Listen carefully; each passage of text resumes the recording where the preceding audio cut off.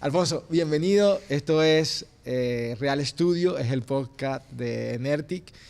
Y si nos puedes contar, o primero por favor, preséntate y nos cuentas de tu rol dentro de la organización. Bueno, muchas gracias por la invitación a tu podcast. Mi rol dentro de la organización es tratar de acercarnos a los clientes, a clientes en este caso en el sector energético, tratar de ver qué problemas o qué necesidades tienen y tratar de ayudarles en ese proceso de optimización mediante digitalización, mediante la utilización de datos que les permitan mejorar o solucionar determinados problemas. Alfonso, nos comentabas que tenías un proyecto en específico que es como un proyecto estrella dentro de los muchos que debes tener y era acerca de la digitalización y a ayudar a empresas a optimizar procesos. ¿Nos puedes contar un poco de ello? ¿Cómo se llamaba el proyecto y cómo nació ese proyecto? Vale, pues este proyecto se llama Zabalagarbi.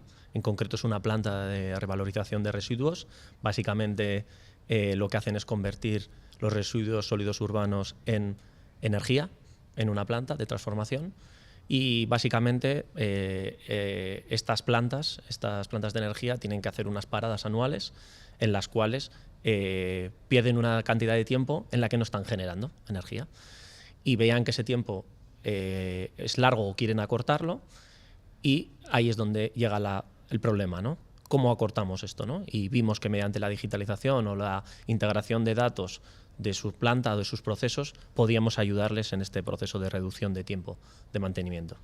Nos contabas que esta empresa en particular tenía todo en papel, ¿no? Sí, no todo en papel, hay muchos datos que están integrados, pero hay casos, sobre todo de la parte de mantenimiento, que sí se hacen muy manuales. Sobre todo hay que pensar que estas plantas son plantas antiguas, en las cuales no hay una digitalización como tal, ¿no?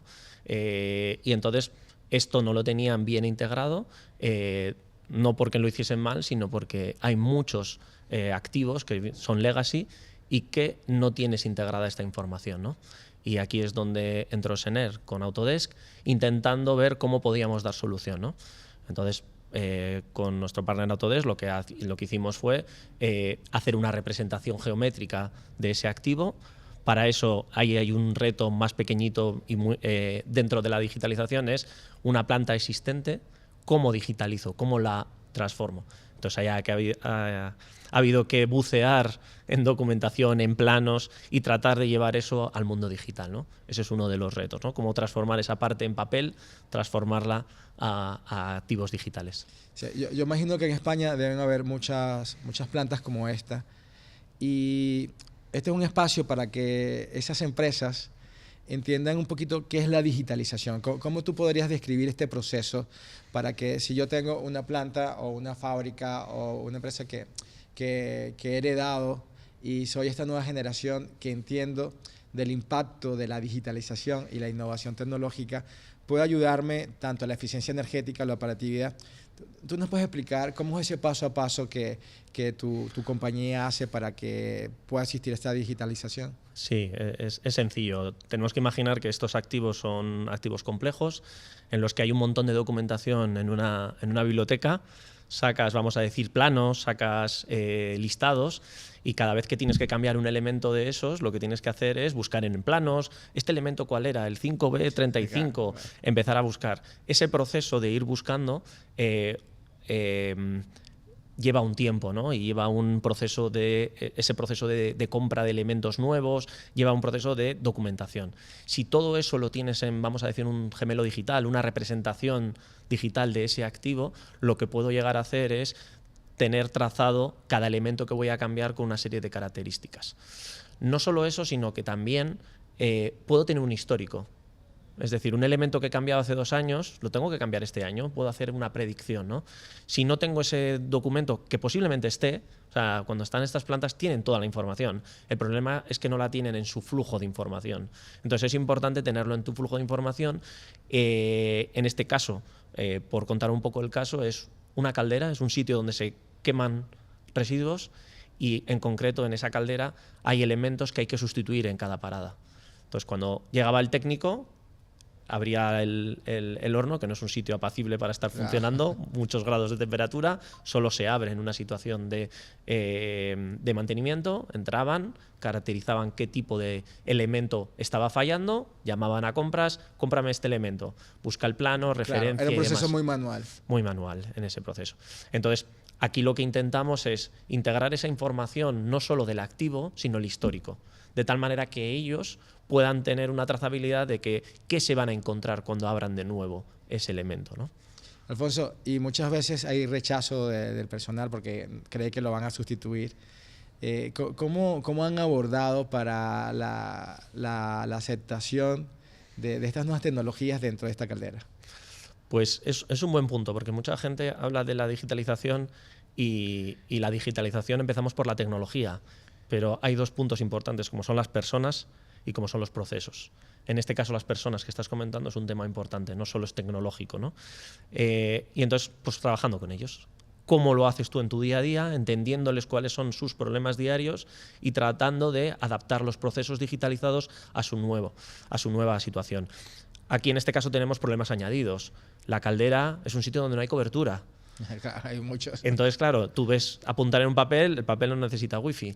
Claro. Sin embargo, una tablet sí. Entonces, pues tienes que escuchar mucho, porque imagínate que ideamos una solución que llegue a la caldera y no tenga wifi. Claro. Entonces, bueno, pues ese tipo de cosas es cercano. Nosotros lo llamamos una solución de escritorio. Eso es. Lo diseñaste desde la oficina y no desde el punto de vista o del problema del cliente. Eso es. Sí. ¿Cómo crees tú que ha sido el impacto de esta solución o este proyecto que le has planteado a este cliente?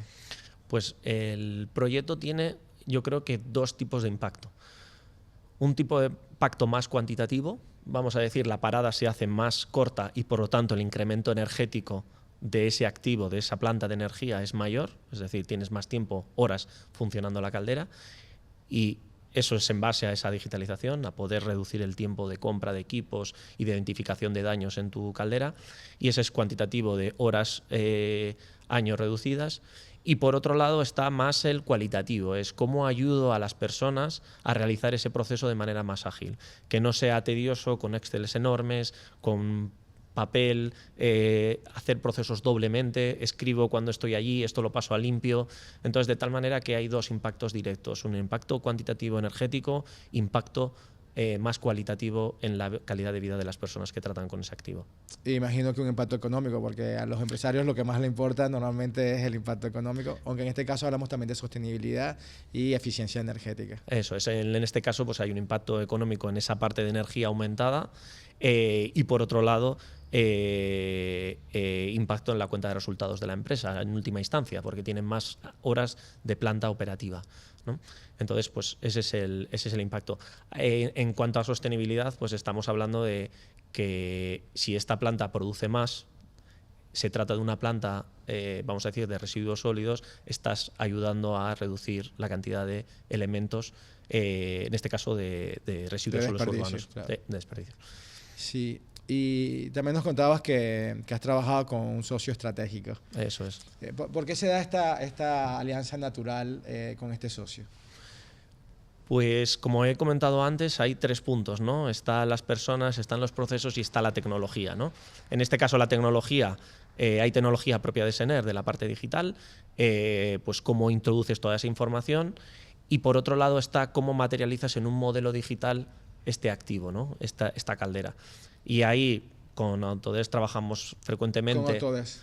Trabajamos con Autodesk frecuentemente en diseños de nuevas plantas, que eso es habitual. Cuando alguien hace un diseño de una nueva planta ya lo hace de manera digital o lo intenta hacer con metodologías BIM y otro tipo de metodologías.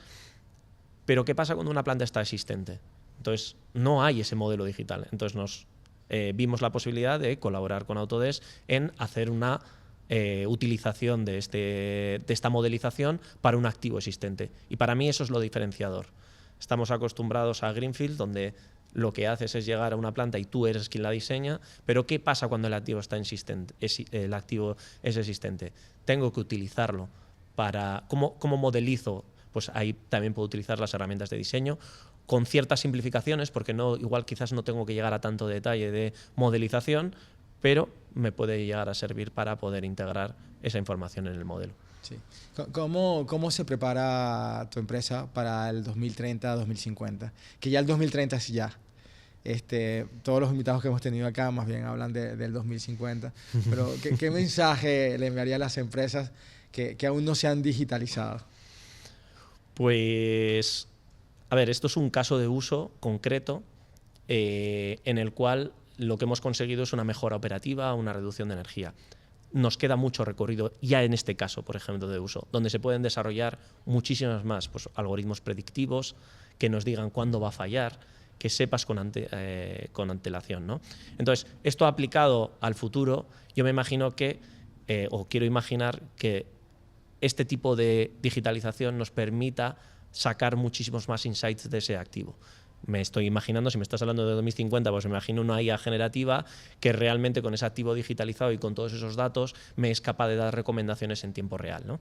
Entonces, ¿cómo puede ayudar a las empresas? Pues tenemos que ir hacia una digitalización, porque si no, esas capas no van a entender.